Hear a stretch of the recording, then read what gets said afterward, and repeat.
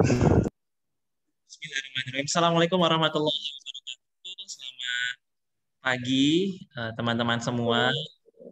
Sudah jam setengah 11 ya. Selamat siang kalau gitu. Selamat siang untuk teman-teman Prodi Manajemen Universitas Dina Sarana Informatika. Nah, biar terlihat jelas nih, Mas. Oke. Pada kesempatan kali ini izinkan saya untuk share tentang pertemuan yang ke-6 ya. PPH pasal 4 ayat 2 kalau nggak salah. Betul nggak sih? Ayat 4 kan? 4. Iya betul, ayat 4. Ayat 4. Oke. Nah, sebelumnya saya mau menyapa teman prodi manajemen kelas 642A. Betul. Ketua kelasnya siapa? Ya, Pak. Betul, Pak. Kelasnya. Bukan, Pak. Tika. Oh, ini Kurniawan yang kemarin bikin videonya lemes ya? Ada yang komen soalnya. Ada yang komen lemes banget, Bang. Katanya gitu. Harus semangat lagi ya. Saya mau bahas sedikit tentang Iya, video. Pak. Ngomong tentang video. Beberapa sudah saya nilai kan ya, semuanya. Alhamdulillah semakin berkembang. Berkembang tuh maksudnya yang tadinya nggak bisa ngapa-ngapain gitu kan. Maksudnya yang malu-malu gitu di depan kamera. Jadi sekarang nggak tahu malu. Maksudnya jadi lebih ekspresif gitu maksudnya ya. Lebih ekspresif. Yang tadinya suaranya kecil, sekarang suaranya sudah besar. Kenapa teman-teman itu penting? Selalu saya komen tuh suaranya kecil banget. Ya karena kan yang nonton itu rakyat Indonesia ya. Bahkan di dunia. Karena ada subtitlenya. Dan kalau mereka nggak bisa mendapatkan inti dari materi yang kalian sampaikan, percuma portofolio kalian. Nanti di-share ke HRD, HRD-nya ngelihat video kalian, ngomong apa sih ini nggak kedengeran suaranya, percuma. Makanya amat sangat disayangkan jika kalian membuat portofolio tapi nggak sempurna gitu loh. Yang namanya portofolio adalah mencerminkan karakter Anda. Karakter Anda seperti apa nih? Apakah karakter Anda ini eh, perfeksionis atau introvert atau melankolis? Nah, itu tercermin dari portofolio yang kalian punya. Jadi kalau misalkan teman-teman bikin portofolio, sebaiknya yang baik gitu, yang benar, yang perfect lah istilah kata. Suaranya ada, mukanya jelas, cara penyampaiannya bagus, sehingga saat nanti HRD nanya ke anak-anak manajemen BSI, mana portofolio tuh perpajakan yang nilainya A misalkan, ada nih YouTube-nya, kayak Septi kan, Septi mana Septi ya? Saya cari dulu. Oh ini Septi nih. Nah saya spotlight for everyone. Saya, Pak. Nah, Septi ini kan dari awalnya Septi sih malu-malu saya lihat, tapi masih sempat baca kan di handphone segala macam. Namun sekarang sudah mulai lepas tuh handphonenya dari genggaman. Sudah ada peningkatan ya, karena memang sudah Iya, paham Pak. dulu materinya. Ini nggak cuma Septi, tapi yang lain juga sama. Contoh aja lah, walaupun tidak menyebut yang lainnya, tapi yang lain juga sama kok. Tetap ada yang bagus, ada yang berkembang. Namun ada juga yang gitu-gitu aja gitu. Saya malas itu yang gitu-gitu aja itu tuh. Udah dibilangin, dikasih tahu, cuman ya nggak berubah. Ya udahlah, berarti emang kalian suka seperti itu. Indira juga sama. Indira mana Indira? Indira mana ya? Oh ini dia nih, saya spotlight nih. Indira juga sama. Halo Indira. Hai, Pak. Yang matanya glowing kalau di YouTube tuh ada si mata-mata Bulan, spot Pak. ringlet ya, ringlet. Keren. Iya. Nah itu yang gitu kan niat tandanya sampai beli ringlet. Walaupun minjem nggak apa-apa lah, nggak usah malu. Yang penting kan jelas ya Indira ya. Suara juga mulai kelihatan, terdengar. Kalau yang cowok siapa ya yang cowok ya? Saya agak kesulitan kalau yang cowok di kelas ini siapa ya? Sebentar cari dulu. Lutfa juga bagus Lutfa. Lutfa eh Lutfa mana Lutfa? Oh ini dia nih Lutfa nih. Yang ada peningkatan ya. Halo Lutfa. Hai, Pak. Kayak sweater ya? Enggak. Oh kerudung, iya iya. Iya. Enjoy gitu ya pembawaannya ya. Jadi benar-benar santai gitu. Nggak terlalu deg-degan lah segala macam. Karena kan kalian ngerekam sendiri kan, nggak bareng-bareng di rumah. Saya lupa di kelas ini apa di kelas yang mana ya. Saya cari-cari namanya nih. Banyaklah pokoknya di kelas ini juga 6A ya nih ya. 6A, sorry 4, 64, 2A itu bagus-bagus soalnya. Yang saya lihat, karena nilainya nggak ada yang jelek. Mohon maaf jika saya nggak sebutan satu namanya, tapi untuk 642A ini good job, rata-rata semua itu good job. Oke, kita masuk ke konten tentang pertemuan berapa? 6 ya, pertemuan 6. Saya share screen dulu, jangan dimatikan kameranya, karena tetap akan tampil.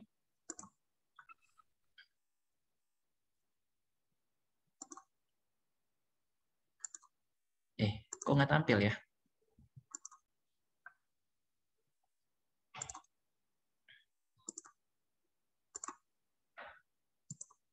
Nah, ini dia. Terlihat nggak gambarnya? Tulisannya terlihat nggak?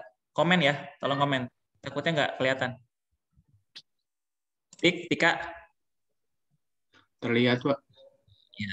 Ini Hakim lagi hair dryer, Hakim. Ya Allah, Hakim. Kamu pengen viral ya? Saya spotlight nih. Saya spotlight nih. Tuh, si Hakim tuh. Ya, nggak muncul di saya. Ya, sayang sekali, Hakim. Jadi hilang deh spotlightnya. Astaga. Kamu rambut gondrong sekali sih. Saya iri jadi melihat rambut gondrongnya itu. Mana tadi materi saya? Nah, tuh Hakim lagi yang muncul. Oke, kita mulai ya. Karena materinya nggak lama, jadi sedapatnya saya aja nih. Karena sebenarnya saya sudah punya materi tentang pajak penghasilan pasal 4 ayat 2 di YouTube saya. Ini hanya penegasan saja dan juga supaya tidak adanya pilih kasih. Takutnya Pak Bray cuman video sama kelas 2B doang nih, 2A-nya enggak begitu. Saya sayang kok sama semuanya. I love you full pokoknya. Mel? Mati lampu, Mel? Enggak ya? Gelap, Mel. Enggak apa-apa. Oke, kita kan bahas tentang pajak penghasilan pasal 4 ayat 2. Nah, kalau teman-teman sudah baca slide-nya di awal, biasanya kalau mahasiswa yang aktif banget kan, biasanya sudah baca nih slide-nya di awal. Terus di tengah-tengah nanya sama dosennya, wah ini udah mulai aktif. Ada kok yang begitu, tapi mudah-mudahan sih nggak begitu ya, karena rasanya sih kurang sopan. Jadi baiknya setelah menjelaskan, dosennya baru nanya. Jangan di tengah-tengah ditanya, dipotong istilah kata seperti itu. Nah, ini dia. Apa itu PPh pasal 4 ayat 2?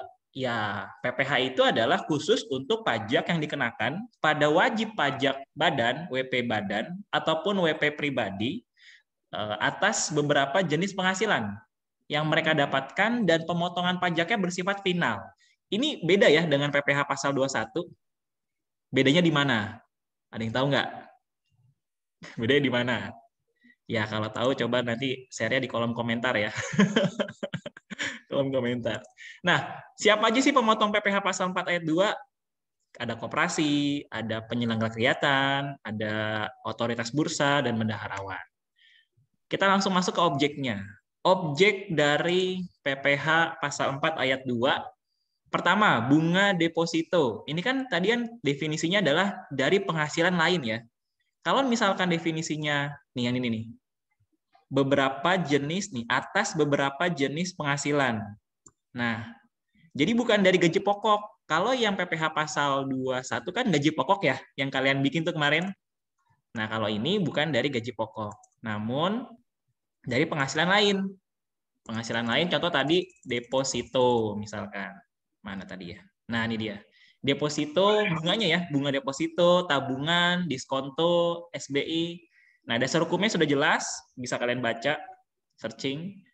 20% tarifnya dari jumlah bruto atas bunga deposito, tabungan yang diterima wajib pajak dalam negeri dan BUT. BUT itu Badan Usaha Tetap.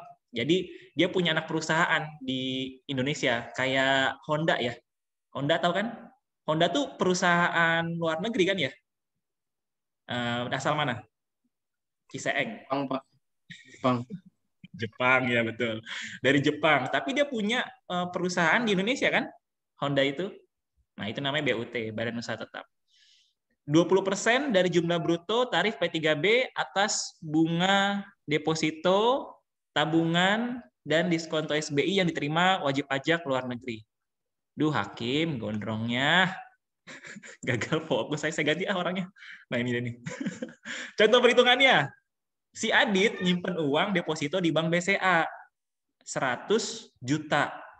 Bunganya 12% per tahun. Ini kalian kalau mau dapat untung, jangan cuma nabung biasa, tapi nabungnya deposito. Kalau deposito dapat bunganya itu, contoh nih ya, 12% per tahun. Tapi kalau tabungan biasa, bahkan bunga kita aja habis buat potong administrasi ya. Administrasi kartu gitu kan, administrasi segala macamnya. Tapi kalau deposito nggak begitu, ada bunganya nih kalian dapat. Contoh si Adit nabung 100 juta tapi dengan deposito. Nah, kalau deposito berarti selama setahun nggak boleh diambil, Mas, Mbak. Jadi 100 juta udah mengendap di sana. Istilah kata nih, bank itu minjem duit sama kita gitu loh. Jadi kita minjemin uang nih ke bank, selama setahun nih saya kasih pinjam 100 juta. Nah, Anda nggak boleh, kamu nih yang nabung nggak boleh diambil lagi uangnya supaya bank bisa memanfaatkan 100 jutanya untuk keperluan lain. Contoh seperti itu. Jadi bukan berarti cuma kalian yang minjem uang ke bank, ternyata bank juga minjem uang sama kita loh dengan cara deposito tadi. Terus gimana timbal baliknya buat kita? Ya, timbal baliknya buat kita adalah bank memberikan bunga 12%. Sama kan kayak kita kredit motor misalkan. Kita kredit motor harga motornya 20 juta. Tapi total kita bayar bisa sampai 36 juta. Betul ya? Betul, karena ada bunganya di sana. Nah, cuma kalau yang deposito nih bunganya nggak terlalu besar, 12%. Seperti itu. Nah, hitung coba besar bunga deposito dan PPh pasal 4 ayat 2 yang harus dibayar. Nah, bunga depositonya 12% dikali 100 juta. Dibagi 12. Kenapa dia bagi 12? Karena 1 tahun. Betul ya, Jeremy? Setahun kan ada 12 bulan kan ya? Iya, berarti dibaginya 12. Sama dengan 1 juta. PPh-nya berapa? Pasal 4 ayat 2. 20% dikali 1 juta sama dengan 200.000. Nah, ini yang dibayar nih 200.000 untuk kena PPh pasal 4 ayat 2. Jadi orang-orang yang nabung nih, nabung deposito, sejatinya harusnya bayar pajak PPh pasal 4 ayat 2. Si Stefani misalkan, nabung nih Stefani. Stefani juga bagus nih videonya di YouTube. Kemarin saya lihat setiap pertemuan. Stefani, halo. Iya, manggut-manggut aja dia. PPh pasal 4 ini harus dibayar jika kamu nabung deposito di bank. Dapat bunganya 1 juta nih. Ya berarti 200.000 kamu harus sisihkan untuk negara. Harusnya kamu dapat 1 juta nih, malah cuma dapatnya 800.000 kan bunganya. Jadi bank bayar ke kamu 1 juta, 200.000-nya kamu harus bayar ke Ditjen Pajak. Gitu ya. Ngerti ya, Brooklyn? Manggut aja. Hani juga bagus nih videonya, namun kadang suka telat ya. Hani yang ini apa bukan ya? Soalnya ada nama Hani, tapi kadang suka telat ya ngirim videonya. Kayaknya bukan Hani yang ini deh. Lanjut. Ada namanya transaksi saham di Bursa Efek. Dasar hukumnya jelas, tarifnya adalah 0,1%. Kalau ngomongin pajak, kalian harus hafal tarifnya, bukan peraturannya. Kalau peraturan terlalu panjang lah, tapi tarifnya yang penting. Misalnya PPh pasal 4 ayat 2 untuk transaksi saham di Bursa Efek tarifnya berapa ya? Oh, 0,1%, Pak. Nah, gitu. Jadi tarifnya. Contoh perhitungannya, Tuan Dilan menjual 1.000 lembar. Gantilah jangan Tuan Dilan nih. Ibu Nuni Amelia menjual, oh tajir banget ya, menjual 1.000 lembar saham dengan harga 3.000 selembarnya. Jadi kalau kalian main saham itu, yang dibeli itu lembar kertas kosong, tisu itu. Lembar kertas kosong. Ya dijualnya harganya 3.000 per lembar. Hitung besarnya PPh pasal 4 ayat 2 yang harus dibayar si WP tersebut, si Mbak Nuni tadi, Ibu Nuni. PPh pasal 4 ayat 2 atas penjualan saham berapa tadi? 0,1% kan? Ya berarti 0,1% dikali 3.000 harganya ya, harga sahamnya satu lembarnya dikali 1.000 lembar. Nah itu sendiri deh tuh. Kalau di slide sih 3.000 harganya. Bayarnya cuma 3.000. Murah ya. Karena 0,1%. Jadi kalau kalian main saham, tetap juga harus bayar PPh pasal 4 ayat 2. Ada juga bunga atau diskonto obligasi yang diperdagangkan di bursa efek. Nah, di bursa efek nggak cuma ada saham, tapi ada obligasi. Nah, ini biasanya dibahas di saham ya, bukan di perpajakan ini mah. Ada mata kuliah tersendiri tentang obligasi untuk mata kuliah manajemen. Jadi bukan di perpajakan. Nah, contoh soalnya seperti ini. PT Mino pada saat penerbitan perdana tanggal 1 Juli 2017 membeli 10 lembar obligasi dengan kupon. Jadi kalau obligasi itu dapat kupon, bukan kupon sembako ya, Bro. Beda kalau kupon sembako. Kalau kupon sembako ya kita lumayan lah buat BLT kan ya. Tapi ini kupon obligasi. Nah, contoh PT Mino ini punyanya si Lutfia. Lutfia punya perusahaan namanya PT Mino. Amin, tajir nih Lutfia nih. Nah, harganya 9 juta per lembar. Si Lutfia tuh menerbitkan obligasi itu 10 lembar, tapi selembarnya 9 juta. Mahal banget ya. Nominal obligasinya 10 juta per lembar. Nah, jangka waktu obligasi 5 tahun. Bunganya si Lutfia ini memberikan 16% per tahun. Nah, jatuh tempo bunga tiap tanggal 30 Juni dan 31 Desember. Kan tadi nerbitinnya Juli ya, Juli. Nah, jatuh temponya 30 Juni sama 31 Desember. Penerbitan perdananya di BEI. Coba hitung besar bunga obligasi dan PPh pasal 4 ayat 2. Kita hitung bunganya dulu. Bunganya 6/12. Kenapa 6/12? Karena dimulai dari bulan Juli ya. Kalau Juli ketemu Desember, itu kan 6 bulan tuh. Juli sampai Desember hitungannya. Coba hitung, Ananda. Juli, Agustus, September, Oktober, November, Desember. Ya, 6 bulan kan Ananda? Jangan kaget gitu dong. Dipanggil langsung kaget, shock. Orang ini saya scroll kok semuanya. Betul ya Tika ya? 6 bulan ya Tik? Tika. Kedip-kedip doang si Tika. 6 bulan. Kartika, halo? Terdengar nggak suara saya? Iya, Pak. Jawab dong kalau dipanggil. Ya hilang. Ya, Pak. Jadi bunganya 6/12 dikali 16%. Karena 16% itu per tahun kan? Dikali 10 juta. Kenapa 10 juta? Karena nominalnya itu adalah 10 juta. Nominal obligasinya. Dikali 10 lembar. Sama dengan 8 juta. Dihitung aja tuh. 6 dibagi 12 dikali 16% dikali 10 juta. Dikali 10 lembar. Bukan yang 9 juta ya. 9 juta itu kupon. Kupon seharga 9 juta per lembar. Itu kupon, bukan nominal obligasi. Kalau nominal obligasinya ya yang 10 juta. Nah, PPh pasal 4 ayat 2-nya adalah 15%. Itu tarifnya 15%. Dari definisi yang di atas tuh. Hakim nih kutangan doang nggak pakai baju apa Kim? Gerah apa? Belajar kutangan doang. Aduh, gawat nih contoh yang tidak baik nih untuk Hakim. Kamu dilatih sama Lutfa itu. Masih, Pak. Berarti PPh pasal 4 ayat 2-nya 15% dikali 8 juta. Sama dengan 1,2 juta. Gampang ya? Gampang banget lah pokoknya. Berarti harus bayar nih si PT Mino 1,2 juta. Karena pendapatannya itu besar. Lumayan lah ya. Buat beli apa nih 8 juta? 1,2 juta. Lanjut. Hadiah. Nah, hadiah nih. Misal si Milka dapat hadiah nih. Dapat hadiah duit ya.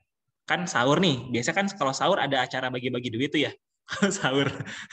Setiap di TV kan ada tuh. Iya, passwordnya apa Milka? Passwordnya sahur.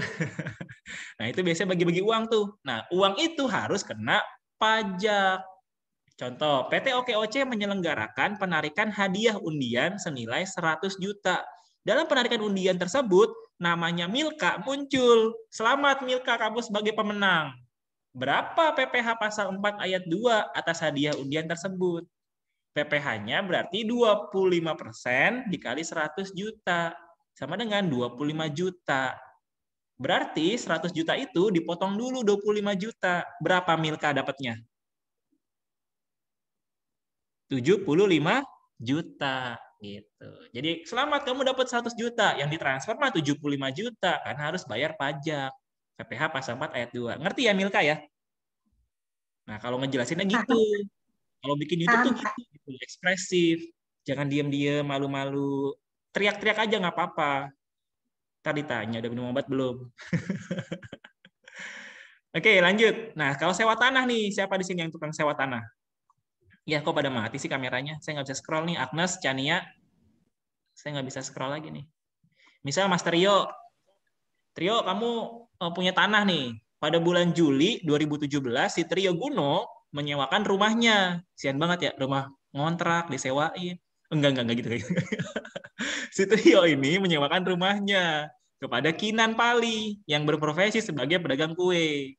Jadi tuh Trio nih, Mas Trio, rumahnya banyak nih, dia nih orang tajir kan. Rumahnya banyak, satu rumahnya disewain buat si Kinan Pali. Buat dagang kue sampai Desember 2017. Dari Juli ketemu Desember. Sebesar 110 juta yang dibayar pada tanggal 3 Juli. Nah, gimana pasalnya nih yang dikenakan oleh si Kinan Pali ini kepada Mas Trio? Hitung besar PPh pasal 4 ayat 2 terkait transaksi sewa antara Trio Guno dan Kinan Pali. Berapa tarifnya? 10%. Lihat tuh di atas tuh, 10% ya. 10%. Berarti 10% dikali 110 juta sama dengan 11 juta. Mau nggak mau harus bayar 110 juta ditambah 11 juta. Jadi berapa? 121 juta totalnya. Karena harus bayar pajak tuh. Pajak PPh pasal 4 ayat 2. Cuma kebanyakan orang-orang pada lost control. Bayar sewa aja. Contoh kamu ngontrak nih. Ngontrak kan bayar sewa tuh. Sewa bangunan setahun berapa? 12 juta. Nah, kadang ya udah setahun 12 juta tapi nggak dibayar pajaknya. Kena pajak sebenarnya nih. Si yang punya kontrakan ya, bukan kamu. Cuma yang punya kontrakan biasanya membebankan. Kan biasanya kalau kita beli makanan harga termasuk PPN, betul kan? Jadi kalian makan tuh di gerai-gerai junk food itu, gerai-gerai restoran, kalian ikut bayar pajak sebenarnya. Coba lihat seruknya deh. Harga makanannya 100.000. Kok saya bayarnya 110.000 ya? Iya mas, kan kena PPN. Lu PPN mah harusnya perusahaan yang nanggung. Tapi dibuat sama perusahaan, si customer-nya yang nanggung. Pinter ya perusahaan. Nah, begitu pula kalau kalian punya kontrakan, harus bayar tuh 11 juta nih. Kalau kasus yang tadi ya, 11 juta. Tambahan buat bayar kontrakannya. Kemudian ada penghasilan dari pengalihan tanah atau bangunan. Nah, ini dialihkan. Tanahnya dialihkan. Dijual misalkan. Tadi kan sewa ya, ini dijual berarti. 2,5% dan juga 1%. Ini definisinya bisa dibaca. Kita langsung ke contohnya aja. Misal, 2 Mei, siapa ya? Salwa misalkan. Salwa nih beli 1 unit rumah. Wih, Salwa udah jadi manajer kan, duitnya banyak. Dia beli rumah nih. Dari PT Gria Persada 800 juta. Wih, Salwa rumah 800 juta tuh biasanya kamarnya 3 tuh, lantainya 2. Keren ya, Salwa ya. Bayangin dulu aja lah sebelum terjadi. Contoh nih ya, secara tunai lagi cash, nggak kredit. Wih, mantap Salwa, duitnya banyak. Antara PT Gria Persada dan Salwa belum dilakukan penandatanganan AJB, melainkan ditandatanganin dulu PPJB. Apa tuh PPJB? Perjanjian Pengikatan Jual Beli. Nah, coba hitung PPh-nya. PPh-nya berarti kena yang tarif 2,5%. Kenapa? Karena ini adalah wajib pajak yang melakukan transaksi pengalihan hak tanah bangunan dengan jumlah bruto ini nilai yang tertinggi antara akte pengalihan dengan NJOP. Berarti 25% dari jumlah bruto nilai pengalihan. Berapa nilai pengalihannya tadi? 800 juta. Berarti 2,5% dikali 800 juta sama dengan 20 juta. Berarti Salwa kudu bayar nih 820 juta. Ada pajaknya Mbak Salwa. 20 juta ya. Buat PPh pasal 4 ayat 2-nya. Gitu. Ya nggak apa-apa lah duit 1 M ya Salwa ya. Kasih aja Salwa, nggak apa-apa. Amin. Lanjut, ada pengalihan usaha jasa konstruksi. Ada yang 2%, 4%, 3%. Kalau yang 2% berarti yang dilakukan oleh penyedia jasa, kualifikasinya usaha kecil. Ini untuk pengalihan usaha ya, jasa konstruksi ya. Kalau yang 4% biasanya yang tidak memiliki kualifikasi usaha. Kalau yang 3% biasanya ini jasa konstruksi yang dilakukan oleh penyedia jasa selain penyedia jasa yang nomor A sama nomor B dengan kualifikasi menengah dan besar. Kalau yang A itu pelayanan konstruksi tapi usahanya kecil. Kalau yang B, dia pelayanan konstruksi tapi nggak punya kualifikasi usaha. Belum jelas lah istilah kata, belum punya legalitasnya. Kualifikasi usaha seperti itu. Contohnya gimana? Nih, tahun 2017 PT Jaya Makmur membangun gedung baru. Ini kalian kalau di jalan-jalan melihat nggak sih pembangunan jalan raya gedung misalnya Total atau Wika gitu ya? Apa sih itu yang bangun-bangun konstruksi itu? Pokoknya kontraktor lah nih, kontraktor. Nah, PT Jaya Makmur ini bangun gedung nih. Harganya gedung itu 25 miliar. Tidak termasuk PPN. Tanggal 3 Juli, PT Jaya Makmur menerima uang muka kontrak saat pembangunan pertama 5 miliar. DP dulu nih 5 miliar buat PT Jaya Makmur. Termin pembayaran akan dilakukan sesuai dengan tingkat penyelesaian. Seperti ini tingkatnya. Termin pertama 5 miliar setelah pekerjaan 25%. Gedungnya jadi nih 25%, bayar 5 miliar. Termin kedua 5 miliar lagi kalau udah 50%. Termin ketiga 5 miliar lagi kalau udah 75%. Dan sisanya dibayar setelah selesai. Nah, berarti PPh-nya adalah besarnya potongan PPh sama dengan 3% dikali 5 miliar. Sama dengan 150 juta. Berarti PT Jaya harus bayar 150 juta atas hasil yang dia dapatkan tuh 5 miliar. Uang muka ya. Uang muka. Kan pertama dibayar tuh uang muka nih tanggal 3 Juli. Uang muka 5 miliar, ya udah berarti harus bayar 150 juta. Baru uang muka. Ntar termin kedua bayar lagi. Termin ketiga bayar lagi. Begitu terus. Sampai termin terakhir. 150 juta, 150 juta. Ini kalau makanya kenapa negara kita banyak sekali pajak yang ditarik. Karena dari yang kayak gini-gini pun ditarik pajaknya. Sehingga bisa mencukupi kebutuhan negara, APBN. Jadi bukan cuma PPh pasal 21 penghasilan yang ditarik pajaknya. Kayak gini pun juga ditarik pajaknya.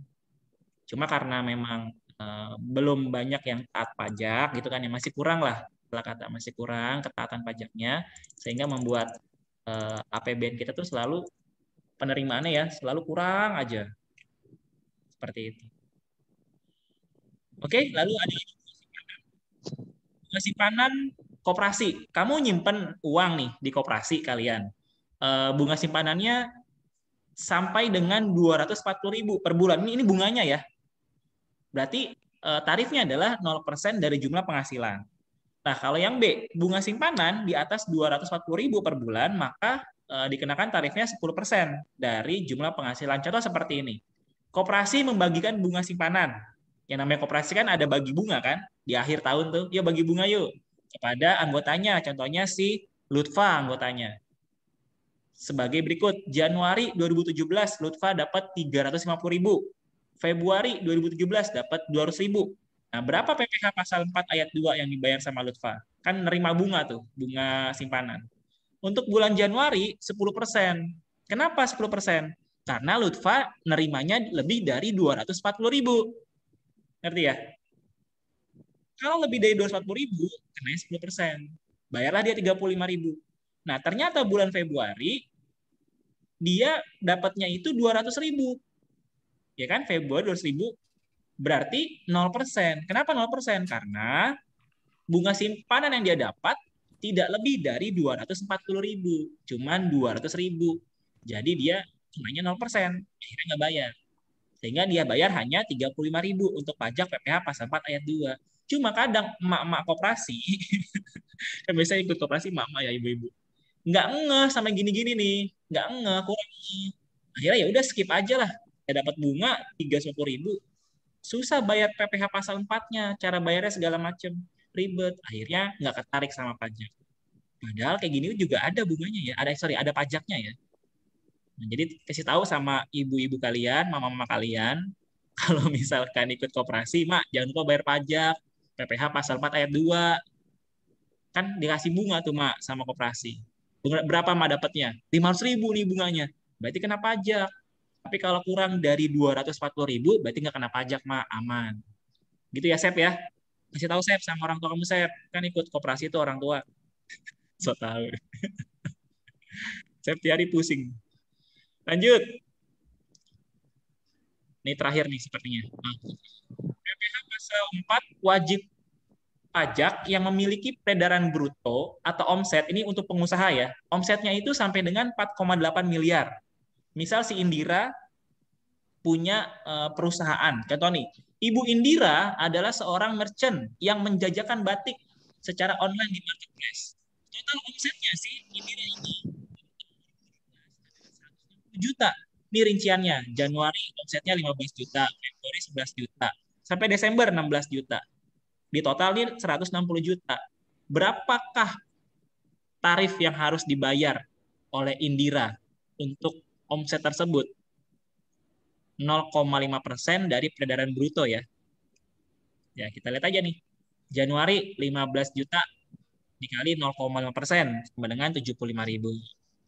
Februari 11 juta dikali 0,5% sama dengan 55.000. Begitu sampai terakhir. Di total 160 juta adalah PPh-nya kena 800.000. Jadi kan tadi pengertiannya adalah wajib pajak yang punya omset sampai dengan 4,8 miliar. Kalau 160 juta berarti kan ya masuk kategori itu ya. Karena tidak lebih dari 4,8 miliar. 10 juta misalkan selama setahun ya teman-teman, selama setahun. Selama setahun omsetnya kurang dari 4,8 miliar, maka kena PPh pasal 4 ayat 2-nya adalah 0,5%. Jelas sampai sini? Berarti Lutfa harus bayar tadi 160 juta ditambah 800.000.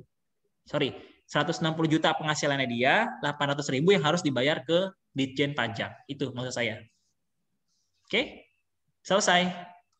Oke, kita kembali lagi on cam. Seperti itu teman-teman terkait PPh pasal 4 ayat 2 yang bisa saya sampaikan ke kalian. Terkait dari apa ya tadi ya maksudnya ya?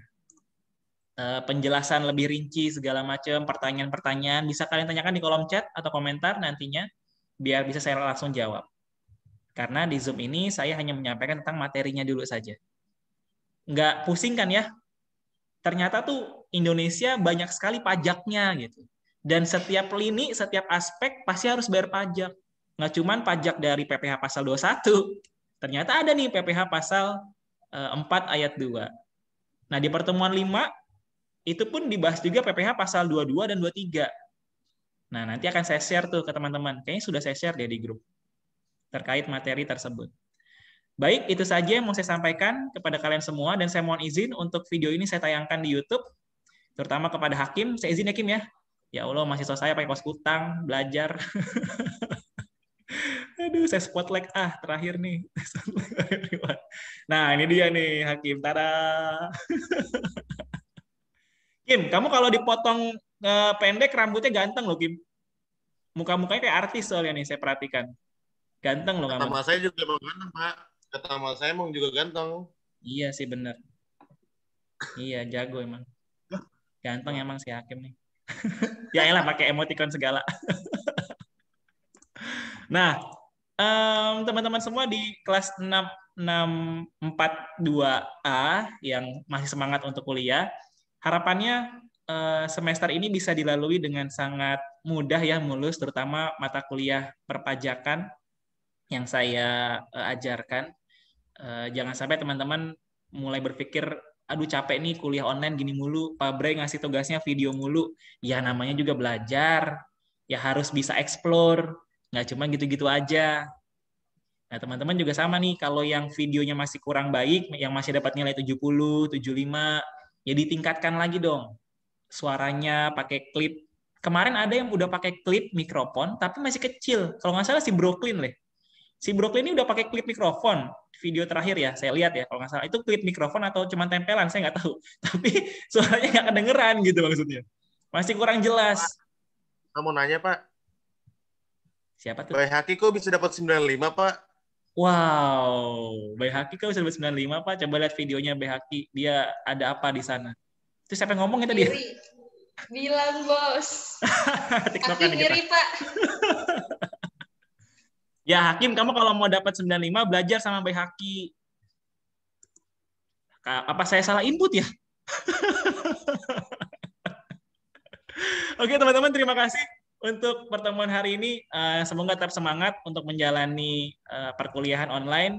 Syuhud Akbar makin ganteng aja saya lihat nih. Kayak opa-opa Korea dia dari jauh. Korea, opa Korea. Terima kasih untuk hari ini. Semoga tetap semangat. Mohon maaf yang tidak saya sebut namanya, namun tidak mengurangi rasa sayang saya kepada kalian semua. Terima kasih. Sampai jumpa di pertemuan selanjutnya. Wassalamualaikum warahmatullahi wabarakatuh. Waalaikumsalam warahmatullahi wabarakatuh. Waalaikumsalam warahmatullahi wabarakatuh.